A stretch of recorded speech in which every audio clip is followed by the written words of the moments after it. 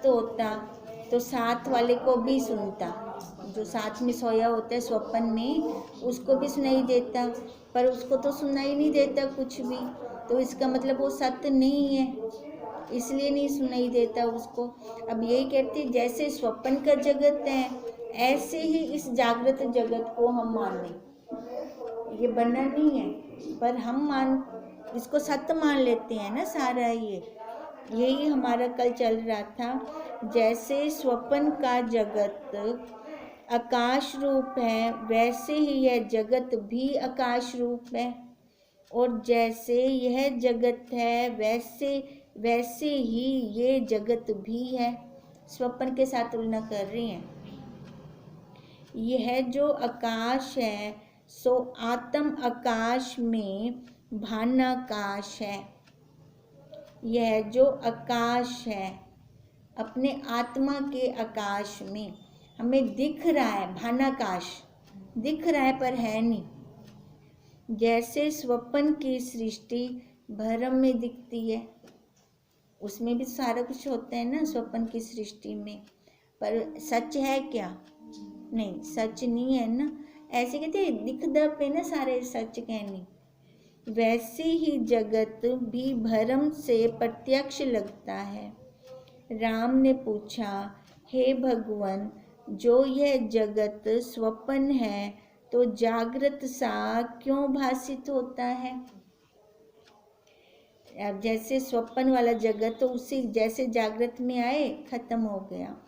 अब कहते हैं अगर ये जो जागृत वाले को स्वप्न कह रहे हो तो सोने के बाद भी ये वहाँ पे खड़ा हुआ है, ये खत्म नहीं होता। और जो असत्य है तो सत्य की न्याय क्यों लगता है? वशिष्ठ जी बोले, हे राम, यह एक मृदु संवेग, दूसरा मध्य संवेग और तीसरा तीव्र संवेग है। संवेग संकल्प के परिणाम को कहते हैं, एक मृदु, एक मध्य और एक तीव्र। अब जो संवेग है, संवेग किसको कहते हैं? जो हम अपना संकल्प छोड़ते हैं, जाने अनजाने हमारे संकल्प बहुत हो रहे होते हैं, हमें खुद को भी नहीं पता चल रहा होता। वह उक्त प्रकार से त्रिविध है। जैसे कोई पुरुष अपने स्थान में बैठा हुआ मनोराज्य से किसी व्यवहार को रचता है तो उसको जानता है कि संकल्प मात्र है। अब बैठे तो कहीं पे हैं, अब बैठे बैठे हम कोई भी अपने मन से कुछ चलाना शुरू कर देते हैं और वैसा ही हमें सामने दिखने भी लग जाता है। अब चलाते क्या हैं? या तो भूत को चलाते हैं या भविष्य को चलाते हैं, वर्तमान में तो रहते ही नहीं।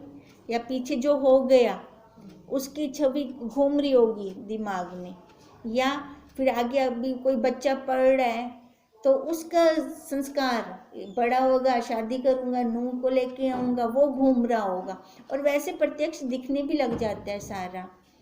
और जैसे नट स्वांग भरता है तब वह जानता है कि मेरा स्वांग है और अपने स्वरूप को सत्य जानता है ना। एक तो वो वाला हो गया संवेग, ठीक है। अब दूसरा, अगर हम जानकर कोई नाटक कर रही हैं, नौटंकी कर रही हैं, हमें वो तो ध्यान में रहती है ना, मेरा असली रूप क्या है, मैं क्या हूँ, मेरा ये असली घर नहीं है, कहते हैं, या वो स्वरूप सत्य वही जानता है। इसका नाम मृदु संवेग है। अब मृदु संवेग, अब 3 प्रकार के संवेग बताए ना।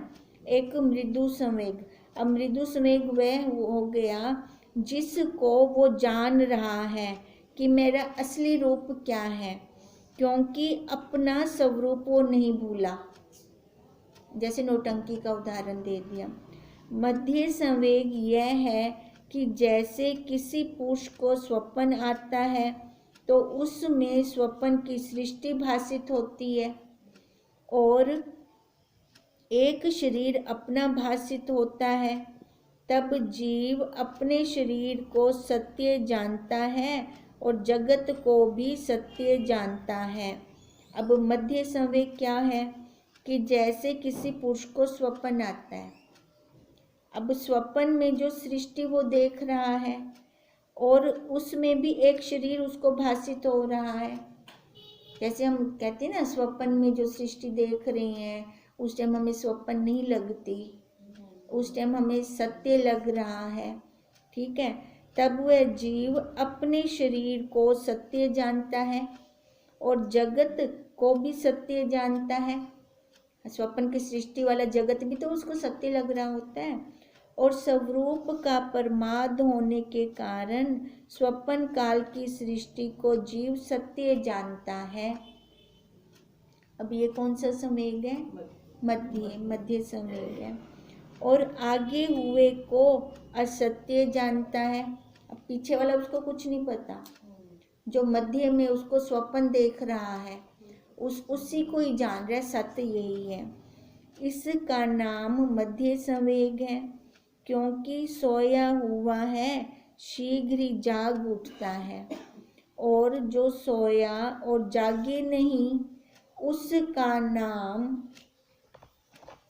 जो सोया और जाग उठा वो मध्य संवेग हो गया, और जो सोया है जागा ही नहीं है वो हो गया त्रिव संवेग। हम कहते हैं ना, तर त्रिव प्रारब्ध तो भोगनी ही पड़ती है। ठीक है, बाकी जो अपनी मध्य प्रारब्ध होती है और एक प्रारब्ध और होती है, वो गुरु भक्ति से, सेवा से, अपना जप तप से कट जाती है। पर जो तर त्रिव प्रारब्ध है ना, वो भोग कर ही कटती है। अब ऐसे कह रही हैं, ये त्रिव संवेग है, जो सोया पड़ा है जागा ही नहीं। हे राम, आदि संकल्प स्वप्न में रूप भासते हैं और उसमें नाना प्रकार की सृष्टि होकर स्थित है। जिनको आदि स्वरूप का प्रमाद नहीं हुआ उनको यह जगत मृदु संवेग है। अपने स्वरूप का प्रमाद नहीं है और देख रहे हैं सारा कुछ जगत में। अब देखो, ज्ञानी और अज्ञानी के लिए जगत तो एक जैसा रहेगा। ठीक है, पर उसमें क्या होगा, ज्ञानी जान रहा होगा सारा, अपनी आत्मा में स्थित होकर, अपने स्वरूप में स्थित होकर वो देख रहा होगा, और अज्ञानी मिलके, है ना, मिलके चल रहा होगा सारा। कहते हैं जो वो जान रहा है ना, जिनको आदि स्वरूप का प्रमाद नहीं है, मतलब अपने स्वरूप में स्थित हैं, उनको यह जगत मृदु संवेग है, क्योंकि वे अपनी लीला मात्र असत्य जानते हैं। देख रहे होते हैं ये लीला हो रही है सारी। और जिनको आदि स्वरूप का प्रमाद हुआ है वे फिर शीघ्र जाग उठते हैं, तब उनको यह जगत असत्य भासता है और इस जगत में सत्य की प्रतीति फिर नहीं होती। अब ये हो गया, जिनको प्रमाद हुआ है और फिर नहीं जागे उनको यह जगत सत्य ही लगता है। अब देखो, जिनको पहले सोए पड़े हैं, सोकर जाग गए तो उनके लिए मध्य हो गया। फिर उनको देखो अज्ञान से एकदम ज्ञान में आ गए, अब दोबारा उसमें तो नहीं जाएंगे ना संसार में, ये मध्य हो गया। अब जिनको प्रमाद हुआ है और फिर नहीं जागे उनको यह जगत सत्य ही लगता है। उठे ही क्या नहीं, सुते पे रह गए, क्योंकि उनकी चित्त की वृत्ति का परिणाम तीव्र हो गया है। इस कारण अज्ञानी को यह जगत स्वप्न जागृत होकर भासता है। ये सारा सच लग रहा है, जैसे स्वप्न सच लगता है उनको ये वाला जगत सारा सच लग रहा है। जैसे स्वप्न काल में स्वप्न की सृष्टि सत्य भासती है। हे राम, चित्त के फूरने का नाम जगत है। अब वशिष्ठ जी तो बार बार कह रहे हैं कि जगत तीनों कालों में नहीं है, ये कह रहे हैं ना। अब कहते हैं जगत क्या है, जब हम संकल्प विकल्प करना शुरू कर देते हैं तो यही जगत है। जब चित्त बहिर्मुख होता है तब जगत रूप भासता है और स्वरूप का अज्ञान होता है। ये जगत कब सच्चा लगता है? जब हमें अपने स्वरूप का ज्ञान नहीं है, फिर ये जगत सच्चा लगता है। अब जब जगत सच्चा लगता है तो उसका दुख भी और सुख भी दोनों लगेंगे फिर हमें। जब अज्ञान होता है तब जगत भरम दृढ़ हो जाता है। इससे इस जगत का कारण अज्ञान है। पहले तो जगत बना कैसे? जगत बना चित्त के फूलने से। अब कहती है दृढ़ कैसे हो गया? अपनी अज्ञानता के कारण। हे राम, आत्मा के अज्ञान से जगत भासता है।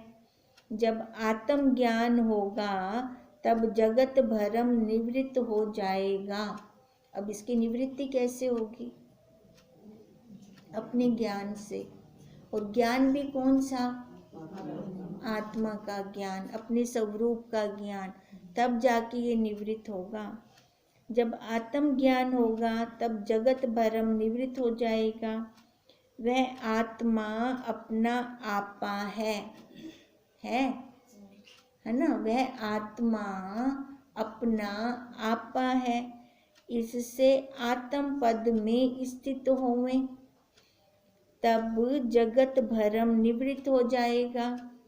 हे राम, अज्ञान से इस जगत की सत्य प्रतीति होती है। अज्ञान से, जब हमें अपने स्वरूप का परमार्थ है तब तो मैं मेरा सच्चा लग रहा होता है हमें। और उसमें जैसी जैसी भावना होती है वैसा ही रूप में जगत भासता है। तभी कहते हैं वृत्ति में सृष्टि। जैसी हमारी वृत्ति चल रही होती है वैसे ही हमें ये सामने सृष्टि भासती है। फिर अब किसके प्रति अच्छे हैं तो अच्छा लगता है, अगर अच्छे नहीं है भाव तो अच्छा नहीं लगता। हे राम, जिस प्रकार जगत भरम सत्य होकर भासता है वह भी सुनो। जो अज्ञानी जीव है वह जब मृतक होता है तब मुक्त नहीं होता। अब ये जगत सत्य कैसे लगता है? कहता है वो भी सुनो। अब जीव कब मुक्त नहीं होता? कौन सा मुक्त नहीं होता? जो संसार को सच्चा मानता है, जो अज्ञानी है। कहते हैं जब वो मृतक होता है तब वो मुक्त नहीं होता, बल्कि अज्ञान के वश जड़ पत्थर सा सादृश्य होता है, क्योंकि चेतन रूप है। हे राम, जब मृत्यु होती है तब आकाश रूप चित्त में ही जगत फुर आता है। उसका शरीर तो जड़ हो गया ना, पत्थर समान एकदम हो जाता है, हार्ड सा, मुड़ता भी नहीं है। अब कहते हैं वो उसका शरीर तो रहा नीचे, पर उसका चित्त वो तो चल रहा है ना, वो नहीं मरा, वो उसका चित्त चल रहा है। कहते हैं वो उसका चित्त कैसा होता है? आकाश रूप, दिखाई नहीं देता ना, आकाश रूप होता है। आकाश रूप चित्त में ही संस्कार तो हैं संस्कार, वो संस्कारों से चल रहा होता है। फिर उसको वो जगत फुराता है सारा का सारा, और अपनी वासना के अनुसार नाना प्रकार का होकर उसको जगत भासता है। अब वो राजा युद्ध के मैदान में मरा था, पीछे हम पढ़ के आए हैं, लीलावती का पद्म राजा है ना। तो आगे वहाँ उसके प्राण निकले, फिर आगे फिर से वो अपने राज्य में बैठा है ना। लीलावती को वो विद्याधरी ले गई, वो दिखा रही है उसको सारा।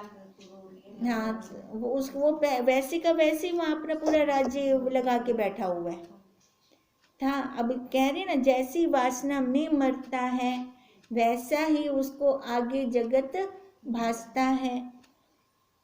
एवं नाना प्रकार के व्यवहार रचना क्रिया सहित होकर भासते हैं। जीवों की कल्प पर्यंत सब क्रियाएं अंतवाहक होती हैं। जीवों की कल्प पर्यंत, पता नहीं कितने युगों के युग बीत जाते हैं, सब क्रियाएं अंतवाहक। अंतवाहक मतलब सूक्ष्म में होती हैं। सूक्ष्म में जो होती है तभी ये स्थूल मिलता है। स्थूल के कारण सूक्ष्म नहीं मिलता, सूक्ष्म के कारण स्थूल मिलता है। जीवों की कल्प पर्यंत सब क्रियाएं अंतवाहक होती हैं, जैसी हमारी हैं, हम जैसे कर रहे हैं। सूक्ष्म में थी वासना, तभी ये स्थूल मिल गया हमें। हे राम, तुम देखो यह जगत क्या है, किसी कारण से तो नहीं उपजा। अब जगत देखो कौन से कारण से उपजा, कारण ढूंढेंगे तो हम स्वयं निकलेंगे, कोई और नहीं निकलेगा। जैसे यह स्वप्न जगत कल्पना मात्र से सत्य भासता है, वैसे ही इस जगत को भी जानो। क्या कहते हैं? जैसे स्वप्न जगत खाली कल्पना मात्र है, वो संस्कार होते हैं ना हमारे अंदर, तब वो निकल के आता है बाहर। अब कहते हैं ऐसे इस जगत को भी जानो, तब ये जगत हमें दिख रहा है, सच्चा लग रहा है, क्योंकि अंदर वासना है। हे राम, यह जो तुमको स्वप्न आता है, उसमें जो पुरुष और पदार्थ हैं वे भी सत्य हैं, क्योंकि ब्रह्म सत्ता सर्व आत्मा है। अब उसमें आ रहे हैं विधि पक्ष में, कहते हैं जो स्वप्न आता है उसमें भी जो पुरुष और पदार्थ हैं, ये इसलिए कह रही है अगर तू इस जगत को सच्चा मानता है तो उस जगत को भी सच्चा मान, फिर वो भी सच्चा है, फिर वे भी सत्य है, क्योंकि ब्रह्म सत्ता तो वहाँ पर भी है ना, कण कण में व्यापक है ब्रह्म सत्ता। तो हे राम, प्रबोध होने से भी स्वप्न के पदार्थ विद्यमान भासते हैं। जब जाग गए है ना, स्वप्न के पदार्थ लाविता लिख दे पिन ना। इसी से कहा है कि स्वप्न, संकल्प और जागृत तीनों तुल्य हैं। स्वप्न, संकल्प और जागृत। जैसे आगे शुक्र ब्राह्मण के पुत्र इंद्र, लवण और गादी का उदाहरण कहा है, इनको मनोराज्य भरम प्रत्यक्ष हुआ है। मनोराज में थे ना ये, मनोराज से कहाँ पहुंच गए थे। दीर्घ तपा को जिसका उदाहरण आगे कहेंगे प्रत्यक्ष स्वप्न हुआ। प्रत्येक जीव की अपनी अपनी सृष्टि है, सबके संस्कार अपने अपने हैं और सभी अपने संस्कारों के अनुसार स्वप्न लेते हैं। किसी का स्वप्न एक जैसा नहीं निकलता। अब जब स्वप्न एक जैसा नहीं निकलता तो सृष्टि कैसे एक जैसी हो जाएगी, है ना, वो भी तो अलग अलग होगी। तो इसलिए कह रहे हैं प्रत्येक जीव की अपनी सृष्टि है, संकल्प अपना अपना है, इससे सृष्टि भिन्न भिन्न है, किसी की भी एक जैसी नहीं है, पर सब का अधिष्ठान आत्म सत्ता तो एक है ना, जिसके द्वारा स्वप्न आ रहा है। सब सृष्टि का प्रतिबिंब आत्म रूपी आदर्श में होता है, और जब सृष्टि आत्मा का अनुभव है, जैसे बीज से वृक्ष उत्पन्न होता है और उस वृक्ष से और वृक्ष होते हैं। कहते हैं सबका बीज तो वही है, ठीक है, उसी से ये सृष्टि चल रही है। कोई तो उस बीज को समझ जाता है, मूल को, और कोई मूल को जानता ही नहीं है, खाली वृक्ष टहनियों में, पत्ते में, फल में वहीं लटका रह जाता है। अब हम देखें कि हम अब भी आकार में रहेंगे कि आधार में रहेंगे, है ना। हमारा मूल क्या है, हम उस मूल से जुड़ेंगे कि बाहर टहनियों से जुड़ेंगे, कहाँ जुड़ेंगे। अगर अब हम चाहते हैं कि ये पांच तत्वों में लय हो जाएं, तो हमें अब आधार से जुड़ना पड़ेगा। वास्तव में हम हैं वही, पर बहुत दूर निकल गए हैं। बहुत दूर निकल जाने के कारण आधार नहीं दिखता, मूल नहीं दिखता। क्या दिखता है, ये पत्ते, टहनियाँ यही दिखती हैं, तो हम उसी में उलझ जाते हैं फिर। अब इसलिए कहा ये जितनी भी सृष्टि है तो वो आत्मा का अनुभव। जैसे बीज से वृक्ष उत्पन्न होता है और उस वृक्ष से और वृक्ष होते हैं, तो भी विचार से देखें कि बीज तो एक ही था और सब वृक्ष आदि उसी बीज से ही उपजे, है ना। बीज तो एक था ना। वैसे ही एक आत्मा से अनेक सृष्टियां भासित होती हैं, है। जैसे बीज एक है, एक से कितने बन गए वृक्ष और कितने बीज निकल आए। कहते हैं ऐसे ही वो आत्मा तो एक है, एक से ही हमें अनेक सृष्टियां, उसमें नाना तत्व भाषित हो रहा है, परंतु स्वरूप से तो भिन्न हुआ तो वही ना सारा। जैसे एक पुरुष सोया है और उसको स्वप्न की सृष्टि भासती है, और फिर स्वप्न में जो बहुत जीव भासते हैं उनको भी अपने अपने स्वप्न की सृष्टि भासती है। अब एक सोया, ठीक है, उसने स्वप्न देखा, स्वप्न के अंदर उसको बहुत बहुत बहुत सारे लोगों से मिला। अब जिन लोगों से मिला उनके भी तो अपना अपना स्वप्न है ना। वो जैसे नेटवर्क फैल गया, ये वैसा हो गया।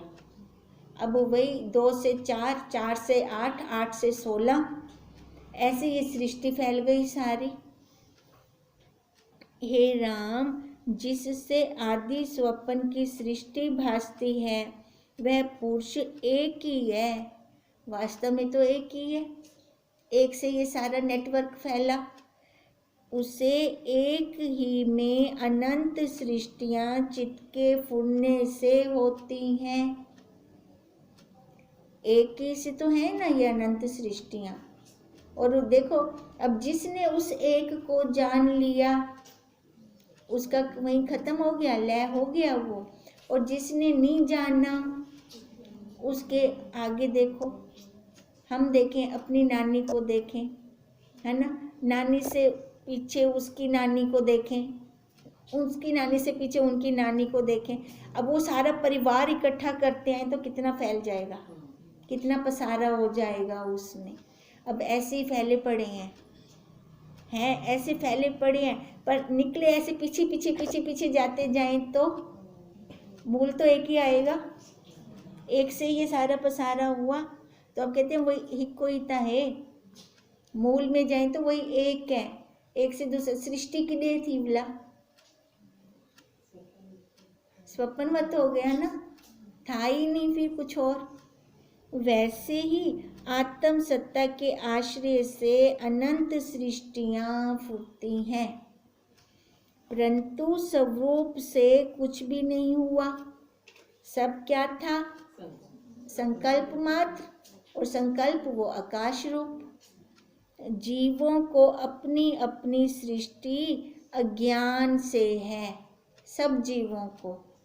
हे राम, जीवों की अन्य सृष्टि का ज्ञान नहीं होता।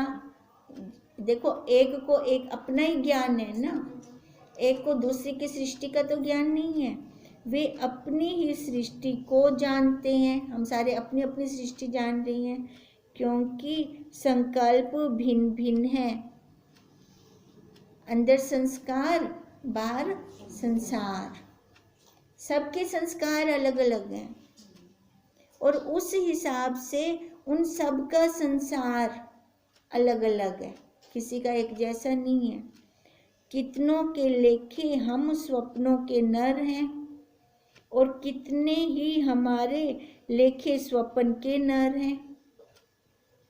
वे और सृष्टि में सोए हैं और हमारी सृष्टि उसको स्वप्न में दिखती है। तिनके लिए हम स्वप्न के नर हैं और जो हमारी सृष्टि में सोए हैं उनको स्वप्न में और सृष्टि भासित हुई है। वे हमारे स्वप्न के नर हैं। अब देखो क्या कहते हैं, एक हाँ मैं उनके कोई और हैं, ऐसी स्वप्न की सृष्टि निकल रही है सारी, है ना। अब हम ब्रह्मा जी के स्वप्न के नर हैं, ठीक है, वो चल रहा है, अभी वो सोए पड़े हैं, घंटा मुठ से ना स्वप्न खत्म थी से, ठीक है। ऐसी हमारी सृष्टि और निकल आते हैं फिर, है ना। ऐसे ये चल रही है सृष्टि। अब कहते हैं जो यहाँ से छोड़कर गई हैं उनको ये सारा, जो पहले तो जागृत जगत सच्चा लग रहा था, अभी जिनको आकार नहीं मिला कोई भी, अब वायुमंडल में है, आकाश में है, उनको हम सारे स्वप्न लग रहे हैं, स्वप्नवत हैं, उनके लिए हम स्वप्न नर चल रही हैं, ठीक है। अब ऐसे कह रहे हैं हम अपने आप को जागृत मान रही हैं ना। अब जैसे कोई देह छोड़ के जाता है, आकाश अभी दूसरे शरीर को धारण नहीं किया, उसको ये सारा स्वप्न लग रहा होता है, उसको ये सारा लग रहा होता है, 1 मिनट का खेल लग रहा होता है, अभी सोया हूँ अभी उठा हूँ, फिर ऐसे उनको भाषित हो रहा होता है। और यहाँ पे वो कितना काल व्यतीत करके गए, 60 70 80 जितने भी साल में गए वो।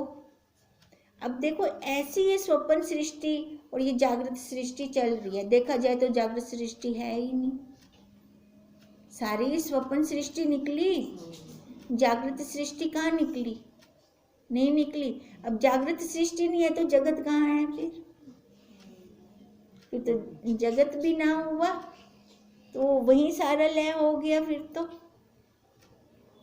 उनको स्वप्न में और सृष्टि फिर और भाषित हुई, वे हमारे स्वप्न के नर हैं। हे राम, इस प्रकार आत्म तत्व के आश्रय से अनंत सृष्टि भाषित होती है। जो जीव सृष्टि को सत्य जानकर विचरते हैं वे मोक्ष मार्ग से शून्य हैं, उनको मोक्ष कभी मिल ही नहीं सकता, क्योंकि जिन संस्कारों से उन्होंने देह को छोड़ा आगे वैसे ही वो लेके बैठ जाएंगे। फिर जैसे जो मनुष्य शयन करता है उसको स्वप्न में चित्त का परिणाम होता है ना।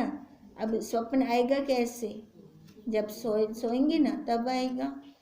उसमें जो जीव होते हैं उनको फिर स्वप्न होता है, तब उनको अपनी अपनी सृष्टि भासती है, तो वह अनंत सृष्टि अनुभव के आश्रय हुई कि ना हुई। एक सृष्टि है ना, कैसे कैसे लोगों से हमारे स्वप्न में जो आए, फिर उनको जो स्वप्न आया उनके स्वप्न में जो आए, जो उनके स्वप्न में आए, जो उनके स्वप्न में जो आए, कैसे अनंत सृष्टियां चलती गई। वैसे ही एक आत्मा के आश्रय में जो असंख्य सृष्टियां फूटती हैं वे कई समान, कई अर्ध समान और कई विलक्षण भाषित होती हैं। जैसे ब्रह्मा जी ने कहा, विशिष्ट जी ने भी कहा, कितने विशिष्ट हो गए, कितने राम हो गए, है ना। कई कह रही हैं एक समान, कई अर्ध समान और कई विलक्षण भासती हैं, पर जीव अपनी अपनी सृष्टि को जानते हैं। अब जीव के जो संस्कार होंगे वो वैसे ही जानेंगे। जैसे एक घर में 10 पुरुष सोए हैं और उनको अपना अपना स्वप्न आवे, तब एक की सृष्टि को दूसरा नहीं जानता, अपनी अपनी सृष्टि जानती है ना। वैसे ही यह सृष्टि भी और जीव को नहीं जानती। अब कहते हैं यह सृष्टि भी और जीव को जो इस सृष्टि के अंदर है, ठीक है, उनको तो हम बाहर से आपस में जान रहे हैं। अब और सृष्टि, सूक्ष्म सृष्टि आ जाए तो उनको जान पाएंगे? उनको नहीं जान पाएंगे। कहते हैं वैसे ही यह सृष्टि भी और जीव को नहीं भासती, क्योंकि संकल्प अपना अपना है। जैसे पत्थर को पत्थर नहीं जानता, जो अंतवाहक शरीर योगेश्वर हैं उनको और सृष्टियों का भी ज्ञान होता है ना। वो अपने अंतवाहक में है ना, तो अपने अंतवाहक सृष्टि को जान लेते हैं।